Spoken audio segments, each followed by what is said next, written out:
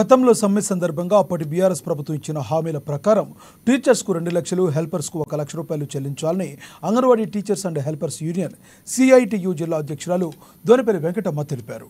Anganwadi union ఆధ్వర్యంలో Adilabad collectorate ఎదుట చేపట్టిన రిలే దీక్షలు బుధవారం 3వ రోజుకు చేరుకున్నాయి. అందులో భాగంగా రాష్ట్ర ప్రభుత్వ వైఖరికి వ్యతిరేకంగా నినాదాలతో హోరెత్తిచ్చారు. తెలంగాణ రాష్ట్రంలో 65 సంవత్సరాలు పూర్తి చేసుకున్న అంగన్వాడీ టీచర్స్, హెల్పర్స్ సుమారు 10,000 మంది పనిచేస్తున్నారన్నారు. రిటైర్మెంట్ బెనిఫిట్స్ అందించాలని తెలిపారు. అప్పటి వరకు తమ పోరాటం కొనసాగిస్తామని స్పష్టం చేశారు.